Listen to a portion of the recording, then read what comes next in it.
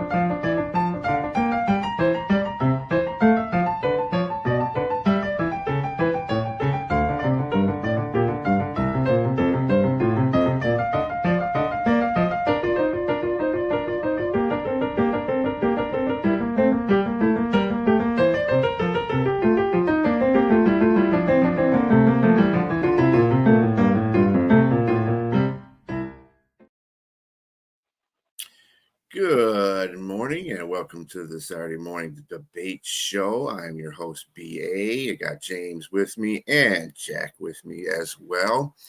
It is November the 15th. This month is going by quick, let me tell you. Today we have a splattering of questions that are very intriguing. Thank you, Jack, for those. And so we're going to bring the first one up. And like I said, all these questions are pretty good. So we got, was Nico Harrison given a raw deal and getting fired by the Dallas Mavericks? Who would like to take that one off the bat? You, James? Sure. Why not? Go for it. Look, I think the writing was on the wall. It's just a matter of when. So was he given a raw deal? No, I don't think so. I think that when you make a decision to get rid of arguably one of this generation's greatest players, prime young players, and trade him for, let's say, he's a 25-year-old player. You trade him to an interconference rival or foe in the Lakers who's used to winning and finding ways to winning, and not come back with not only you get AD, but you get a injury prone. Who's a defender and a great shooter on both ends when he's healthy, but he's often injured. You get AD and at 31 years of age, and you get Christie as a young and upcoming 3-and-D shooter, and you get one 2029 first round draft pick for that. How that happened, I have no idea. And your reasoning is that you already paid this guy, the highest rookie supermax in 201 million, but then you were looking after that to follow that up with 345 million for a supermax. That you believe that a guy, his injuries were contributed to his poor conditioning and lackluster effort in keeping himself in shape. And so, with that said, you added AD to Kyrie Irving. Neither one of them are number ones. Neither one. They've never ever existed as a number one option for whatever team. And you may consider AD his time in New Orleans when he was drafted as the lottery pick there. He could have been the number one option, and pretty much he was, but he got traded out. He wasn't comfortable in that position. He's comfortable at being a power forward as a number two option. And Kyrie Irving same as a awesome guard, shooter. I mean, he's elite when he's healthy, but he's often injured. And you have these bigs that play with them. Luka is the number one. Luka is definitely number one. And I think starting this season, this shows you that the fans weren't happy with what happened. Ever since they've been pushing, the new ownership has a little bit of a buyer's remorse, wondering if they made the right decision in trading Luka away. And when you see the records of the Lakers versus the Mavericks, one's 8-4 right now. Luka was forced to lose weight, and he got himself in shape. He was motivated. You got a superstar that maybe he needed to get sent out, but I don't want to press on that. That's playing without LeBron, and they're 8-4 right now. and AD and Kyrie are both hurt, and Cooper Flag, you got Cooper Flag, a potential superstar in the making. Right now, it doesn't look like that now, but at some point maybe. But their record is 3-9, and so I think that's where the writing was on the wall, and it's just unfortunately, and the ownership agreed to this. They agreed to it. So somebody's got to take this, but somebody's got to take the fall. And Nico just happened to be the guy. He wanted it. He convinced him to do it. And so this is what happens. And where he get picked up somewhere else, probably, because I think he did a good job in getting some players there. That's just probably his. He's going to be unfortunately remembered for making a debacle out of handling how he handled the situation with a superstar. And so, yes, I say he definitely deserved to get fired, and it wasn't a raw deal. It's revisionist thinking on your part in a sense. You're saying, oh, well, Luka's in shape now, but he wouldn't have been in shape if he was a Dallas Mav. And had he not got traded, he wouldn't be in shape. This was a wake-up call. This wasn't a humiliation. All eyes are on Luka. He can't afford not to be in top shape now. He can't afford it. And he's doing a great job, but it's only 12 games. Is he going to be in this type of condition, maintain it for 2-3 years going forward? Yeah, this year he'll take it up a level, of course. I'll give you this much. When Nico Harrison made the deal, he could have done a better job in the sense that if you were going to trade Luka and you put him out to the highest bidder, you could have actually done a little better than get one number one draft choice. I don't have a problem with getting Anthony Davis and Max Christie, but you had to get more than one other number one draft choice, I think. And you could have maybe put a package together or whatever. But it's like they didn't want to put Luka out there. It was as if Nico Harrison was scared about the fan backlash. It was like the Indianapolis Colts getting their moving trucks in the middle of the night. You want to just get out of town very quietly without anyone noticing. I'll give you that. And I'll give you this, that Anthony Davis is 6 years older than Luka. That means if you prorate it, you're going to have Luka for 6 extra years, which is an awful lot. If you want to prorate it, that's always unpredictable how long players play. But with that said, yeah, Nico Harrison did get a raw deal. The management, the owner of the Mavs signed off on it. They signed off on it. Nico Harrison could not have made the deal without the okay of ownership. They gave him a job to do, and he did his job, and now they're having buyer's remorse because of the fans. The fans keep yelling, fire Nico, fire Nico. But you don't fire Nico unless it's proven conclusively that he's made a terrible deal. Not just because it looks that way right now. Anthony Davis is out. Kyrie Irving is out. Cooper Flag is a rookie who's developing. He was going to be outstanding, but give him some time. He's an 18-year-old kid. He's going to get better and better. And the Mavs are going to be much better later this year when Kyrie comes back. Anthony Davis is healthy. Cooper Flag is developing. They're going to be much better later on. And as far as the Lakers aren't elite. They're not coming out of the West. Highly unlikely unless LeBron comes and he could be the LeBron James of old. I know Austin Reeves is doing great, but when LeBron comes back, something's got to give. Austin Reeves is either going to be diminished in his role, or LeBron is going to have to take a step back because Luka's certainly going to want to have the ball the whole time, be the same dominant player. And it's going to hurt the Lakers later on when that scenario starts unfolding. And it's hurt them last year. They didn't advance in the playoffs, so I don't want to hear about it. They had Luka and LeBron last year and Austin Reeves, and they're not getting any more help on the way. Ownership signed off with Nico Harris. You don't fire him as soon as the going gets rough this early in the season. Now, what are you going to say, James, if Dallas starts winning late in the year, when Kyrie comes back and Anthony Davis comes back and Cooper Flag develops and Max Christie looks like he's a really excellent swing man, what are you going to say then? The Mavs start putting it together and Nico's fired. Are you going to, the fans going to start saying, we want Nico, bring Nico back, bring Nico back. Imagine the Mavs get into the playoffs. All their guys are healthy. Look out for the Mavs.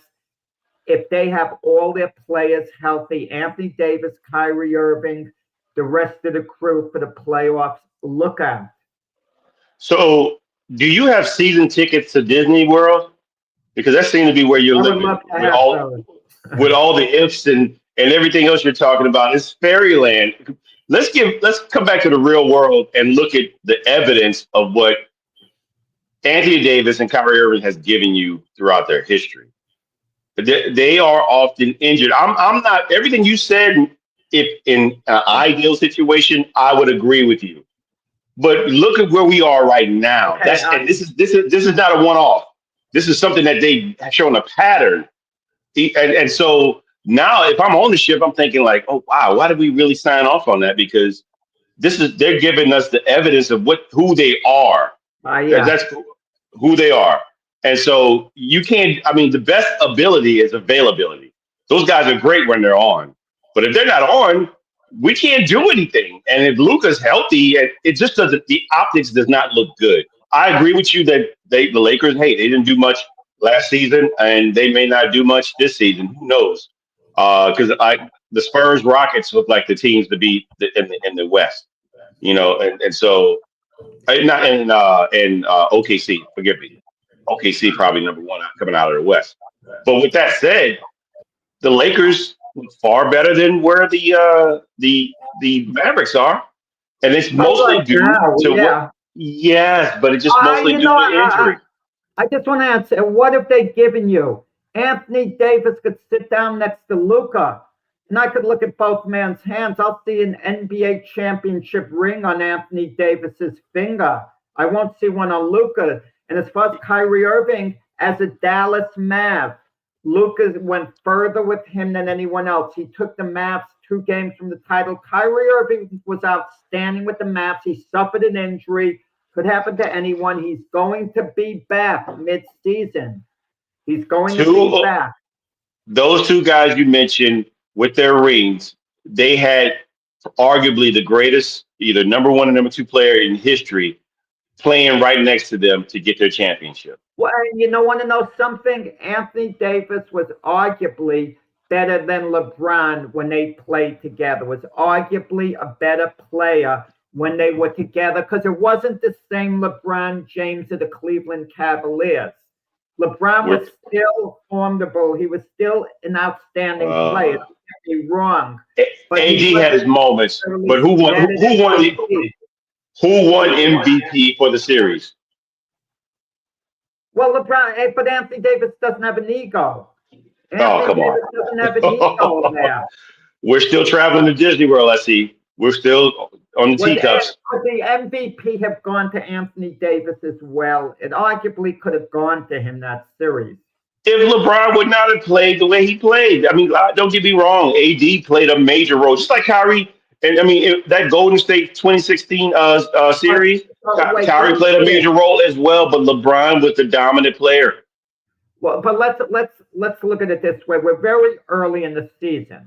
Very early in the season. Should Nico Harrison have gotten fired this early in the season? It's fair to say that it's okay. Go ahead, continue. My apologies. No. You're talking about after what did we have? Like 11 games or something like that. They fired him 11 games into an 82-game schedule. And the reason they fired him because the fans kept yelling, fire Nico, and there was discontent. The Mavs had a plan. We knew at the beginning of the season with Kyrie Irving out, we knew the Mavs were going to get off to probably a slow start. Or at least at the very least, we knew they would get much better later in the year.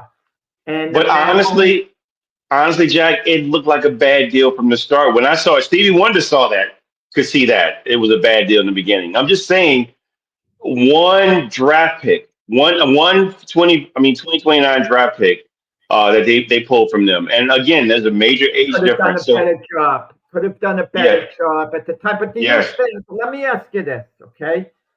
Let's say hypothetically, Nico Harrison did do a better job. He got 2 additional number 1 picks. He had 3 number 1s, Anthony Davis, Max Christie. Maybe you still wouldn't like the deal. I understand that. Maybe not, but it would look much better. Wow, we got 3 number 1s unprotected.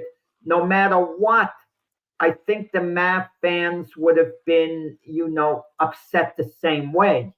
but If there was I think he still has a job right now. I think he still has a job I at this think, point. but why isn't ownership taking accountability? At the end of the day, it's their decision, or should be their decision, where the owner should say, no, I can't let you part with Luke. I'm sorry. They let Because Nico Harrison they're do it. they're the owners. They don't have to, like Richard just said. They look. I make my decisions. Like, look, if I don't feel like I changed my mind, this doesn't look good, and somebody's got to get blamed. We're gonna push out. You're the one that vied for this, so you got to fall on the sword, buddy. We're gonna get something else. We're gonna go in a different direction. That's just how it is. Whether it's fair or not. That's just what it is. And so I don't think he should have gotten fired this early, but I just think it's mostly because he didn't get a raw deal, though. It's just because of the bad deal. It just wasn't good enough. It wasn't a good deal. Yeah, fans are calling for his head like as soon as he made that deal last year. And Mark Cuban did kind of mention that was one of the reasons why he was let go. It wasn't the only problem, though. It was the mismanagement of the Mavs salary cap, which led to the flexibility last season and this season. So, I mean, with all that, they're not just directly saying that was the reason why they fired him, but he's, if you do this stuff like that and you're not managing the salary cap, I mean, that's what it's all about. And the owners are not going to fire themselves. I mean, they were retroactive. If you look at it there, Jack, they fired him. They say, well, we made a mistake and we made a mistake. Now let's get rid of our mistake and get somebody else in here to be the GM. So, I mean, they were retroactive in what they want to do. Yeah, I think it was a little too early in the season to do that. I feel if they got like maybe 40 games under their belt and they still weren't doing well and they weren't being productive, then I probably would have let them go. But it was a fans thing. Fans have spoken. Public pressure. Mm-hmm. All right. This is near and dear to Jack's heart here. Should Cal Raleigh have been voted for American League Most Valuable Player over Aaron Judge, which he was? And Jack, I'm going to go with you on this one. Well, Aaron Judge was voted the MVP.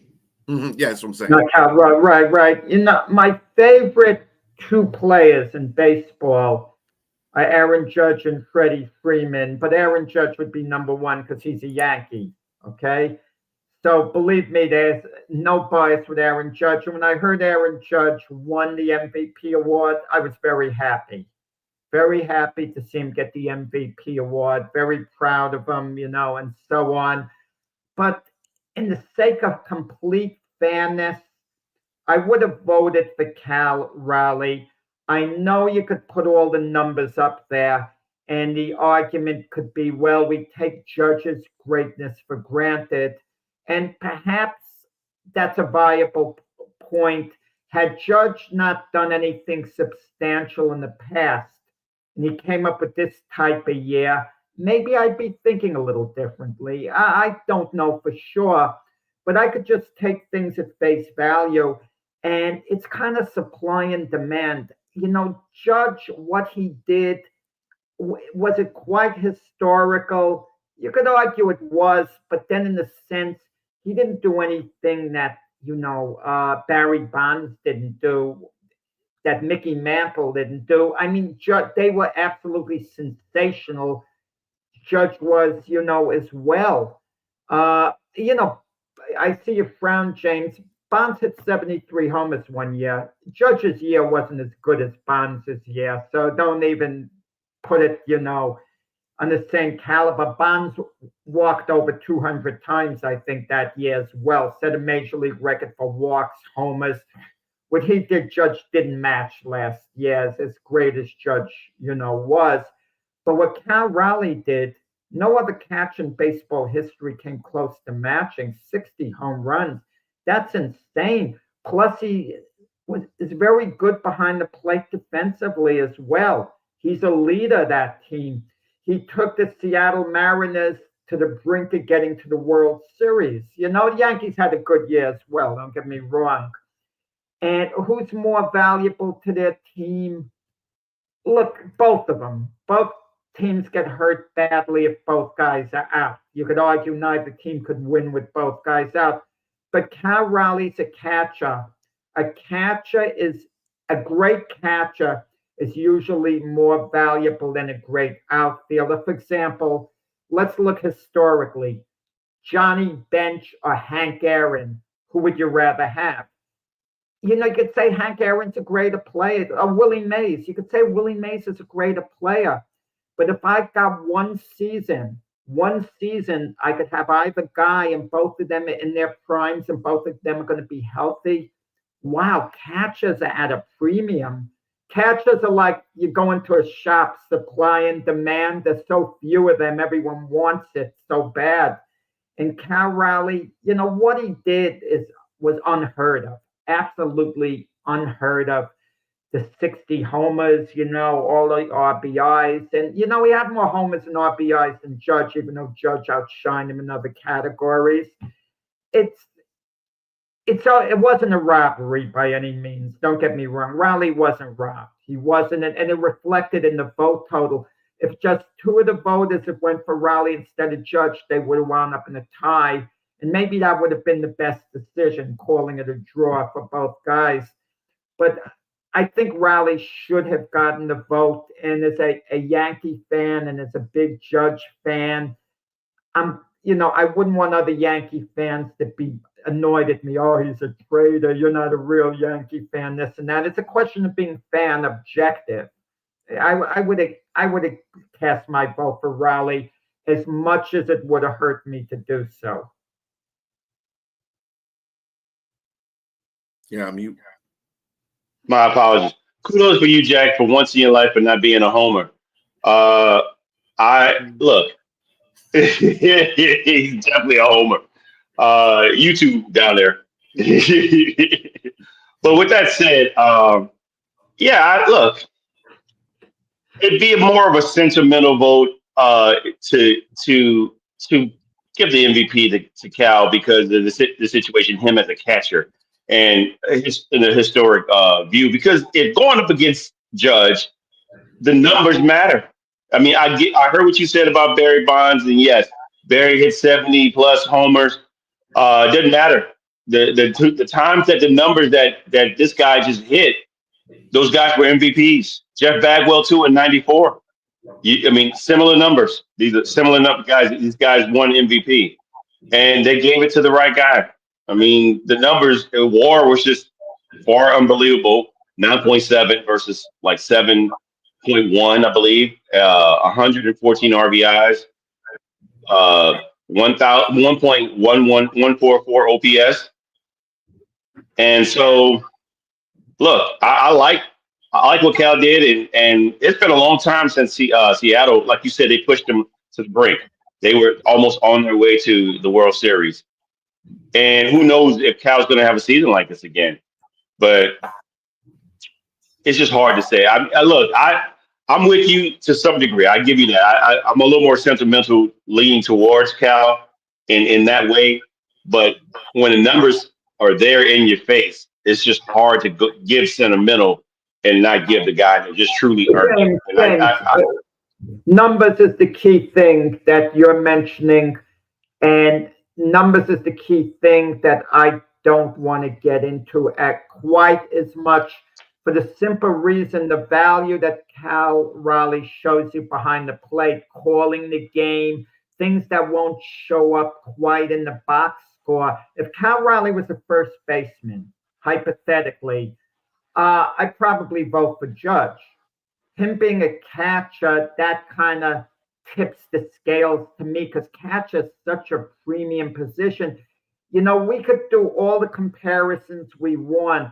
Willie Mays and Hank Aaron, Mickey Mantle, who was better. But we can't compare Johnny Bench to those guys because we can't compare Johnny Bench to a third baseman, a shortstop, because positions are premium. That's the thing about it. Yeah, that's true. I would just say this. Go ahead. Well, no, go ahead, James. No, I don't want to beat it up too much. I just think you mentioned walks as well. Aaron Judge was walked a lot too this year as well. Yeah. So Aaron Judge is phenomenal. Look, this wasn't a robbery by any means. It was close. I understand that. I'm glad Judge won. If I thought Raleigh clearly deserved it, I wouldn't have been happy to see Judge get it. But it was close enough where, when Judge got it, I was pleased, that he got it. I was more pleased for Judge than feeling bad for Raleigh not getting it. But a part of me felt bad for Raleigh because what more can he do to be MVP? You look at how teams have done. Both teams did well. It's a regular season award, not a playoff award. Seattle won their division. Yankees were a wild card, but Yankees won, a couple of more games than Seattle. So, everything is fine as far as that, goes. But it was really close. But him being a catcher, that's unheard of. In all my years of, following baseball, I've never seen a catcher have that type of year.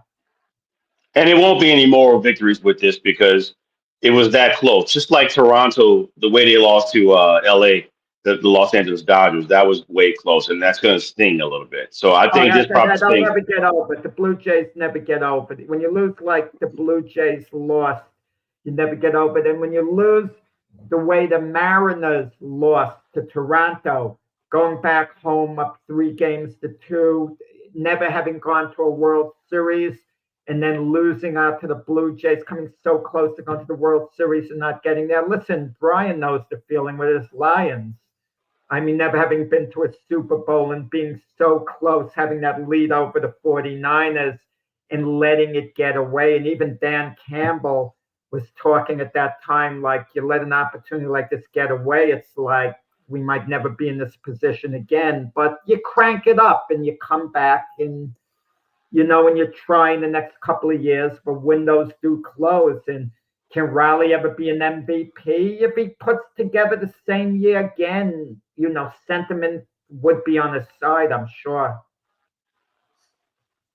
Well, I think he should have won the MVP. See, to me, MVP doesn't have anything to do with necessarily with the numbers. I mean, it does, but it doesn't. MVP is the most valuable player to your team, to the team. Aaron Judge had a stint where he was injured for at least 2 weeks, and the Yankees just picked off where they left off. I mean, they played well. They weren't barn shattering by no means, but they were winning games. They were over 500 with him out. And Riley, Seattle wouldn't be in the space that they were without Cal. They wouldn't be.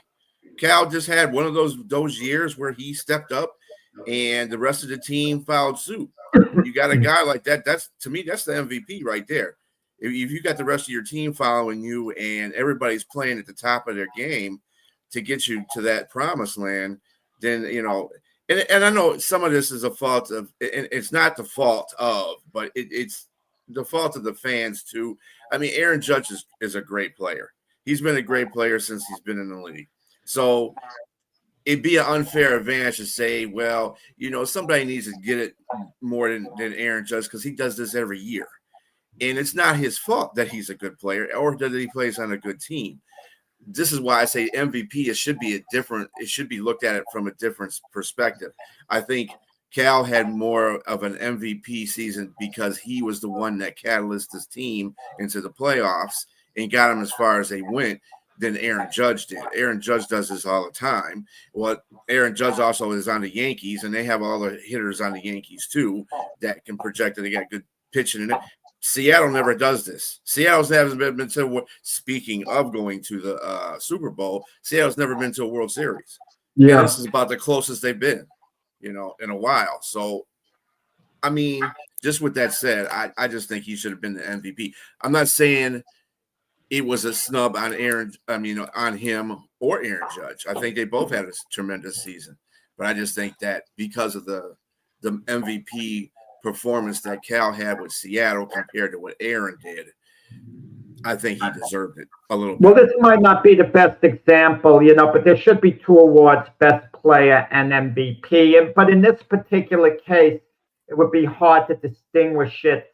I could understand a scenario where judges barely voted the best player, in the American League, and Raleigh's barely voted the MVP, even though it would be like splitting hairs in this particular case. But I know there's a documentary going on now in Alex versus A-Rod on HBO, which is actually pretty good. Alex Rodriguez had won MVP awards, especially with Texas. When they won last place, Mike Trout got MVP awards when the Angels were like a last place team. Same with Ohtani. How can you give anyone an MVP award if the team would finish in last or close to last without you the same way? How are you valuable to the team? Extra valuable. It's not a best player award. It's most valuable player. The team doesn't necessarily have to win, but if your team is a contender because of you, that you're showing the value. And like in the case of A-Rod with this documentary, I don't care what his stats were.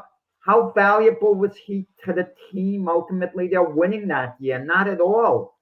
I mean, really. So, but in this case, both teams won. It's a regular season award. So that made it extra tough. And listen, it's the third time Judge won it. You can argue that Judge should have had 4 MVP awards because the Houston Astros with Jose Altuve had that controversy about the sign stealing, the pitch tipping, and all that stuff. And even Cody Bellinger, who wasn't a Yankee at the time, he was furious when he was on the Dodgers at the time. He was mad at the Astros. He said they cost Aaron Judge an MVP award. This is what I mean by Homer. This is what I mean by Homer. That's what I'm saying. No, I'm saying conceivably you could argue that case, but you could argue it now because hindsight's 20/20. But they didn't know what they knew then, what they know now. So regardless of the case, it is he won the MVP and Aaron Judge didn't. So that's no. But they argued it right after they found out about the sign stealing, and Altuve, when he crossed home plate after home run, they wanted to tear shirt off, like he was kind of going like this, he was really protective. Like, what was he protecting? To me, it's like saying Reggie Bush should have relinquished his Heisman Trophy to Vince Young because of the scandal that happened with USC. That shouldn't have happened. Even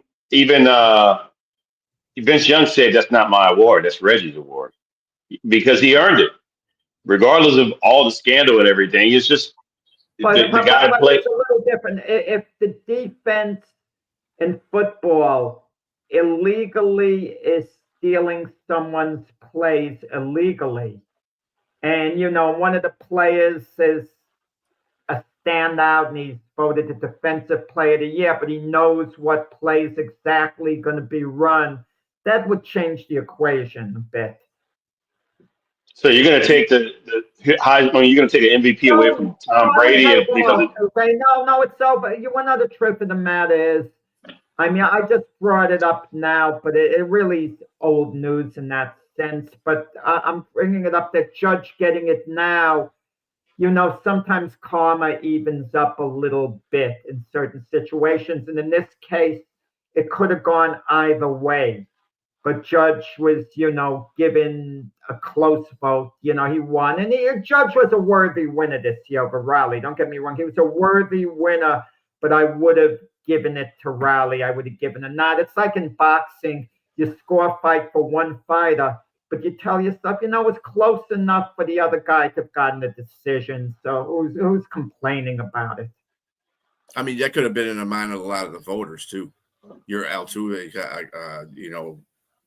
that whole thing. That could have been an amount of voters still. I think And they voters said, well, look they at think, numbers, Brian. I well, I think mean, numbers dominate.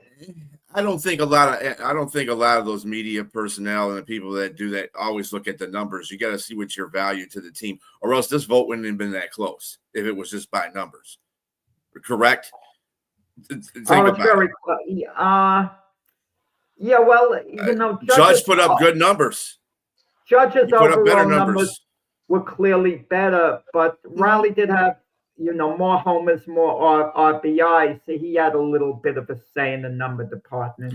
And what I'm saying is that he meant more to his team than I think that Aaron Judge is. Yeah. Aaron Judge went based on the fact that he had a very good year numbers wise. So you had those people that vote for him for that, and you got the other people that are voting just because of, I wouldn't say sentimental, but what the MVP is supposed to be voted on. So, I mean, that's why it was that close. And you always know my saying. No, Brian, but listen to this. If this vote had taken place 10 years ago, Riley would have won. You know what to help win the award for Judge? Analytics. Because we're living in an age where the voters like, on base percentage, this and that. And we look at things differently today than we did years ago. Like, I was amazed. I looked a few weeks ago. I was just looking at how Mickey Mantle was the last few years of his career. I remember him as a broken down, washed up player. But then I looked at his numbers and how would they have been perceived today? The guy was having a decent on base percentage. A washed up Mickey Mantle was walking over 100 times a year. Now he would have been maybe the league, one of the league leaders in getting on base on walks. So today we would have looked at him a little bit differently, not being as washed up as we looked at him then. Well, I mean, that's what I'm kind of alluding to. And people, that's why the fan vote was close. I mean, that's why the vote was closed. Period. Because you got the people that are into analytics and stats over what you mean to your team. Then you got your people that really value what you mean to your team, and I think that it just brought it just really that close, or else Aaron Judge probably would have ran away with it. But my motto, right, Jack? If you ain't cheating, you ain't trying. So there you go. Personally, I don't have as big. Just to make clear the record, as time goes by, I don't have as big a problem with what the Astros did as other people. What they did was unethical for sure. People cheat and try to gain an edge in various points in life. And we kind of accept it in a way. In a way we accept it, but there's sometimes certain lines you don't cross that become unethical, that are out of bounds. Like even in the NBA trash talking, you could trash talk an opponent to no end, or even as a fan yelling, but you don't yell something about his kid, something deeply personal. If he suffered a tragedy and it's like, you don't yell that to throw him off his game. In other words, there's certain lines you don't cross. And the thing about the Astros, everyone cheats with the sign stealing. They maybe crossed the line. That was the problem. But as time goes by, whatever, you still have to hit the ball, pitch the ball, or whatever. Mm-hmm. That's true. All righty. So we're going on to a different topic, different question, and this one's kind of near and dear to my heart. Was should Matthew Stafford's name enter the conversation when we talk about the greatest quarterbacks in NFL history? I'm going to listen to both of you guys first before I chime in. I'm going to start it off and go quick, and I hope James is a little, could cut it down because we'll know the way James will want to go on and on to fill up the space. This is your department, Brian, more than us, so I'm not going to go into a long thing. But I've always liked Matthew Stafford a lot. I've always considered him an excellent quarterback. But Matthew Stafford's like this beautiful, good-looking quarterback that I've never fully noticed. I know it sounds crazy. He's had a long career. What is he, 37? It's like I've been aware of his presence. But all of a sudden this year, it's hitting me like a ton of bricks how great he is. I always appreciated him a heck of a lot, if I only focused on him. But I looked at all the other competition, and that all the time I'm talking about the elite quarterbacks, and I'm mumbling about Patrick Mahomes, Josh Allen, Lamar Jackson, Joe Burrow. Why haven't I ever mentioned Matthew Stafford in the group? Why haven't I done that? And it's about time I correct myself with that. He played on lousy teams with the Detroit Lions, and he performed really as good as any quarterback could have performed, I think, with those teams on the Lions. I mean, football is a team game. One play in any position, no matter how great he is, can only make so much of a difference. You could have had Tom Brady as that quarterback on the Lions, and they wouldn't have won a Super Bowl. No way. I know if Mac were here, Mac would shrug like maybe they could have. No, they wouldn't have been able to. I mean, we used to have this debate, me and Mac, with team game, high profile quarterback. Maybe he would have been right and I would have been wrong, but we loved having this discussion. But Matthew Stafford goes to the Rams. They win a Super Bowl. The Rams were supposed to be rebuilding. He kept them in a higher position. The guy has been consistent his whole career. There's never been a quarterback in a position to threaten Matthew Stafford for his job. No way, shape, or form. I mean, he's been the guy.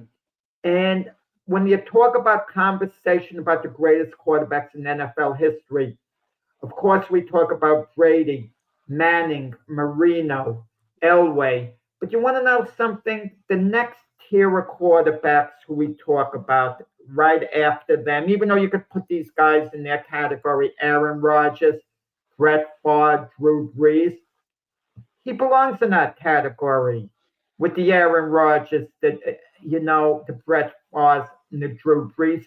And if I said Matthew Stafford was a tiny bit better than those guys I just mentioned, I can make that argument. I'm not saying he is. I'd have to evaluate it more. But I could say it's close. Why not? Look, Matthew Stafford doesn't do it. And I apologize, James. I'm probably talking longer than you will. But Matthew Stafford doesn't do things as sensational as the other guys do. Okay, he doesn't.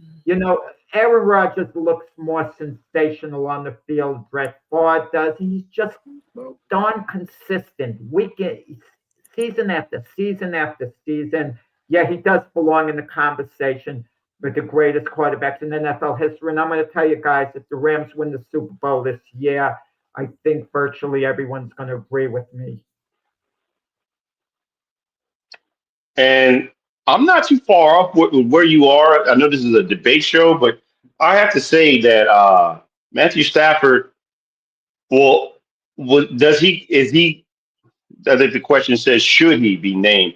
I think it has to be winning this Super Bowl here in order for him to be named into the greats. Because this is a guy, he won a Super Bowl. He's had great numbers. He's had a couple of great seasons in Detroit. Most of the times they're losing, it wasn't because of Matthew Stafford. It was just mostly because there was a lot of insufficient coaching, dysfunction with the players around him. I agree. Now, but what people are going to look at is to say that when you say the greatest players, we're talking about Dan Marino, we're talking about Johnny Unitas, we're talking about John Elway, we're talking about Joe Montana, Tom Brady, Drew Brees. And I'm going to tell you, Jack, you put Drew Brees in the second tier, you are absolutely wrong, sir. Drew Brees is definitely in top tier. First ballot Hall of Famer all the way. He's in the top 10 of quarterbacks that's out there. I would say it close, probably top 6 to me in my eyes, and it's not being biased. It's just I'm a total numbers guy. With that said, Matthew Stafford to be considered in that realm, you got to have at least one All-Pro, man. I mean, he had 2 Pro Bowls, and people are going to look at you had arguably one of the greatest wide receivers to play the game, and nothing came of it. Now, mind you, I'm a person that's very observant. I said it's not just those 2. You need way more than that to do more things. But most people who are going to have those conversations in barbershops, in dens for Thanksgiving, everywhere. They're not going to put Matthew Stafford in that ilk. Just like Jack said, he's not a person that looked at him because he was on a bad team. But so was Dan Marino. Dan Marino never had a running game. Dan Marino never had, but he was still all pro. He was still, so these are the arguments that you're going to look at. It's like, okay, and did he elevate players around him? The first three Super Bowls that John Elway went to, can you name me like all stars? I mean, the Pro Bowlers that were on his offense that would really they deserved. Most of those Super Bowls they went to, they really everything was on John Elway's back. I mean, he elevated players. He elevated team around. Did Matthew Stafford do that? That's what people were going to say. Was he able to do that to be considered in the ilk of those other guys? Now, what he's doing in LA, it's his talent is coming into fruition. People are watching. LA is a bigger market. People are watching them there. Matthew Stafford is shining just like he was before, and he has a running game. And what he's doing right now, he's MVP caliber. I mean, 25 TDs, 2 interceptions. It's great. He's on his way. And I think they're probably the favorites to get to the Super Bowl on the NFC side, if not some other team. But I think mostly you're looking at the history. I think the majority of history of his if he could outshine, if he went like you said, if he wins the Super Bowl this year with LA, he's got 2 Super Bowl rings, then he's in that conversation.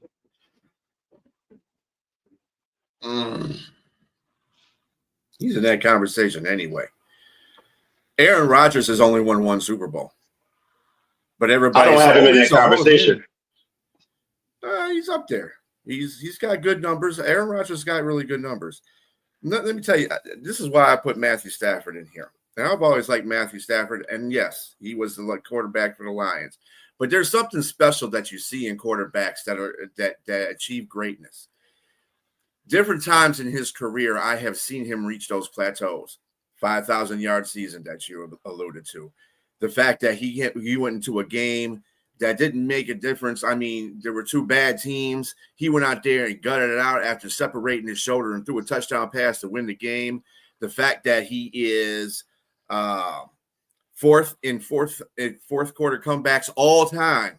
And people say, oh, well, he can't get it done in pressure situations. Dude, 4th on all time in comebacks. And he tied the record. Well, he set the record, and Cousins tied it. But he had the most comebacks in NFL history in a season with 8. It's sad that he had to do that, though, because you see the teams that he was playing for. Well, the team that he played for, it was Detroit. Los Angeles was more of a team that built around him. They saw his potential, obviously, because they wanted to trade for him. So they said, oh, well, let's get a little bit better better defensively, get him another wide receiver to throw to. We can get into the Super Bowl. And let me tell you something. Stafford had 17 interceptions the year he won the Super Bowl. 17. And just about over half of them were returned for pick sixes. Think about that.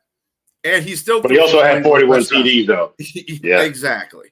And he got into the Super Bowl. So he's 9th in all-time passing yards. Top 10 quarterback all time. That's in passing yards. 6th in passing attempts, 8th in completed passing, 9th in TD passing, 27th in completion, which is okay for all the quarterbacks that have been in there. 35th in interceptions. Brett Favre, he's in the Hall of Fame, right? Dude leads all-time interceptions. So I don't want to hear the interceptions, the touchdown stuff. That's to be in the Hall of Fame. Again, 6th in pass yards per game. 4th and 4th quarter comebacks. Like I said, went to the Super Bowl with the Rams. Is doing a very good and is still producing.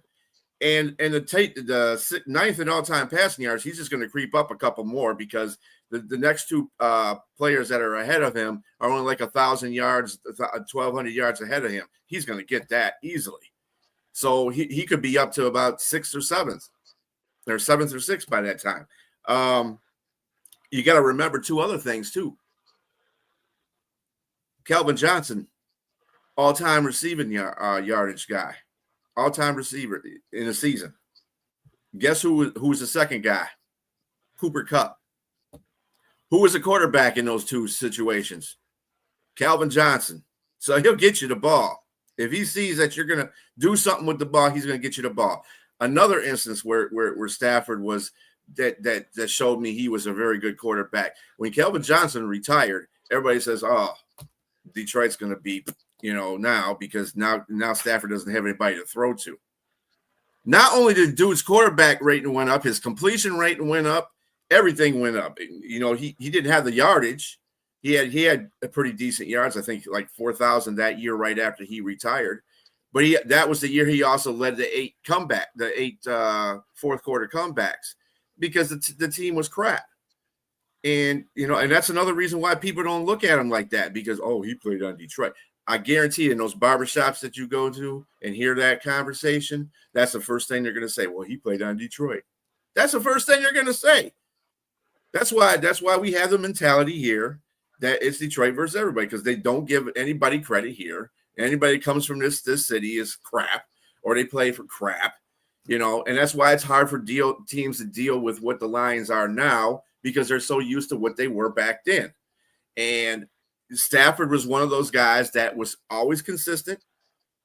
Yeah, he wasn't a world beater. He wasn't. He made players around him better. I just stated two cases.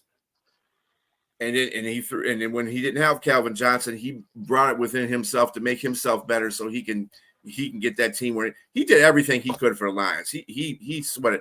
I don't like when fans disrespect him. When he comes here, he is the enemy. Don't get me wrong, but have some respect for that dude, because he did a lot of things for our community as well as be a good quarterback for our team. And I just think he's one of those guys that's in the upper echelon of quarterbacks. He's got the numbers to prove it. He's got a Super Bowl. I mean, before looking at numbers, really, I thought he was more impressive because Aaron Rodgers had the players most of the time in Green Bay. Green Bay was a dominant team in our conference, in our division. So I just thought he was better than in Aaron Rodgers in the respect that he played this way all the time, and he had a crappy team. He didn't have that God-gifted ability that Aaron Rodgers had with his team. So, and you brought up a point earlier, Jack, about the fact that what if Aaron Rodgers was on the Lions and Stafford was on, Green Bay? The horses might have been the same. I don't think Aaron Rodgers is a bad quarterback by any means, but we got to deal with what the here and the now is. And I think Rodgers. It's more spectacular, Brian. Rodgers is more spectacular in the way he does things. Let me ask you this question. Stafford's going to go into the Hall of Fame, first ballot Hall of Fame, and no doubt about it. What's he going to go in, as a Lion or as a Ram? Let's say they don't win the Super Bowl, but he plays a couple more seasons for the Rams. That's going to be that's going to be a dilemma maybe for him. What is he going to go in as? Because I think the people in Detroit would be very disappointed if he didn't go in as a Lion. But if the Rams do win another Super Bowl with him as the quarterback, I think it's obvious he's got to go in as a Ram at that point. I mean, I'd like to see him go in as a Lion. I think that the organization has treated him really well, even after the fact he hasn't been playing there. I mean, I understand that they traded him, but it was a business deal. The team wasn't going to get any better, and they weren't going to be able to put around the pieces that they needed to put around him immediately. And I think that was just a business perspective of it. And I think that, and Brent's right here. I think he should go in as a Ram. I mean, he won with the Rams. He went to the Super Bowl. He's doing a fabulous job with them now. McVay has tapped his whole potential. He didn't have that in Detroit. He had to wing it a lot of times. He didn't have offensive coordinators like McVay there helping him out. So I mean, I wouldn't be disappointed if he did that. He should split the jersey. They should have a Ram slash. I don't want him to do that.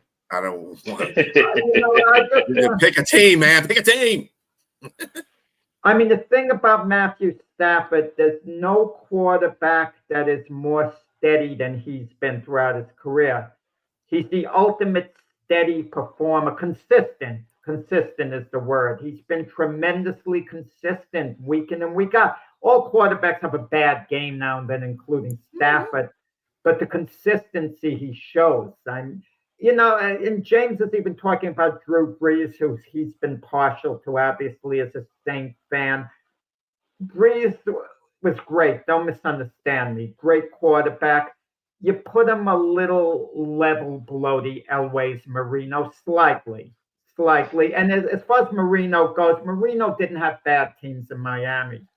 So I don't want to hear that. He had good. Yes, he did. Yeah. No, they Yes, he did. winning teams year in, year out. They had decent teams, but they never had a 1,000-yard rusher ever. He never had. Not this is one of the only quarterbacks that never had a good running system, and they didn't. They were good because of him. They were good because of him. That's what I'm saying. They weren't good because of anything else. They were good because of Marino, and that's what I'm saying.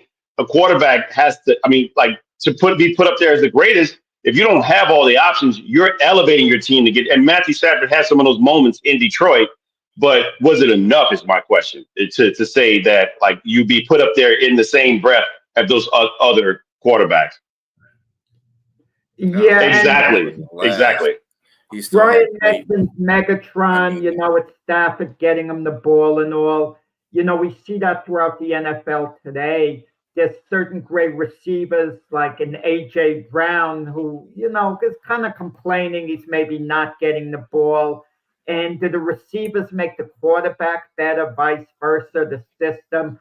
But and Stafford was an easy guy to coach from what I understand. Even when they were losing, I mean, he was consistent. He was a leader of that team. Yeah, I mean, I'm not saying let's go back on this for a second. Stafford did what we had. Yes, he had Calvin Johnson for a few years. Okay, that's fine. He didn't have him for his whole career, though. Remember that. I think he had him for like 5. Let's see. He retired in 15? And he came to there when they were 08. So about 7 of his years, because Calvin was playing here for a while before that. I mean, you'd be a stupid quarterback if you didn't throw to that guy. Anybody, and I don't care what nobody says. Yeah, he threw to Calvin Johnson a lot. Calvin Johnson could get the ball. He could come down with it when he had 3 people around him. Of course I'm throwing him a ball. If Drew Brees had that option, he'd do the same thing. I don't want to hear about that stuff. All right? You throw to who you have. If you got somebody that's a playmaker, you're throwing to that guy. I don't care. And some of the passes that Stafford threw to Calvin Johnson, man, you got to go back and watch film of Stafford throwing these passes. I mean, he was under duress a lot of times when he was throwing these passes and he was very accurate. Now, yeah, it was a Calvin Johnson, but he knew where to place the ball at with Calvin Johnson. You don't see too many quarterbacks that have that kind of connection with their receiver like that. He's doing the same thing with Devontae Adams right now. So, that's what I'm saying about Drew Brees, Jack. Marcus Colston, never a Pro Bowler, but 7th-round draft pick out of Hofstra. That was his best receiver most of the time. And Drew Brees elevated these players, elevated guys around him. And don't get me wrong, Sean Payton was a big part of that. But Drew Brees was the guy getting those guys wide open. And so, with that said, who else? The first time he had a All-Pro was Michael Thomas, and Jimmy Graham once they got there. But other than that, most of those guys were plumbers and electricians. But Bruce is great. Drew Brees is a great quarterback, even though I don't put him on the short list of the greatest ever. A great quarterback. I'm not diminishing him at all. I mean, if he were playing today and he was at his peak, you could make an argument, maybe next to Mahomes, he would be the best quarterback in the NFL. You could maybe make that argument. If he were playing today at his peak, you'd put him on a level with Josh Allen, who's great. Yeah, I mean, Josh Allen hasn't really gotten to his career yet either. That's the point I'm trying to make.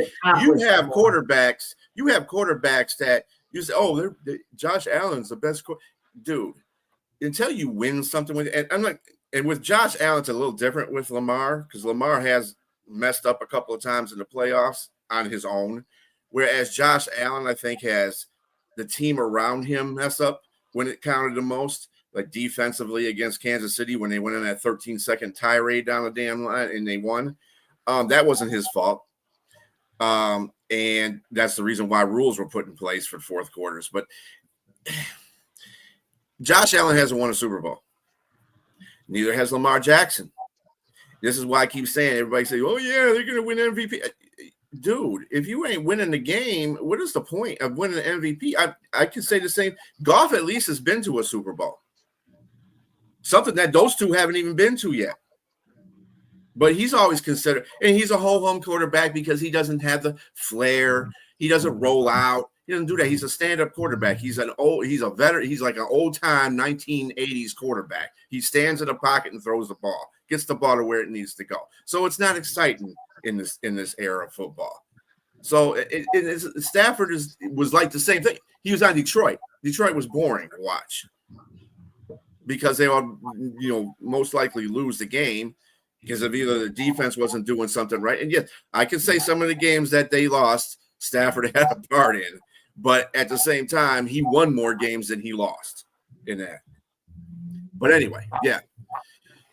Seth, we have concluded today's rant about Matt Stafford. And we have also concluded the show. Hey, just keep in mind, there's a lot of sports out there, guys. College football, college basketball, hockey, football, baseball, basketball. Baseball is the only thing that's not being played right now, but shoot, you don't need all that. If you got all that, there you go. Have a good day watching sports. See you tomorrow on a big football show. And again on Tuesday or Monday, Jack and Keith in the morning, 8 o'clock, I think. 7 o'clock will be Jack and Frank for the Gloved Fist. Everybody have a great day.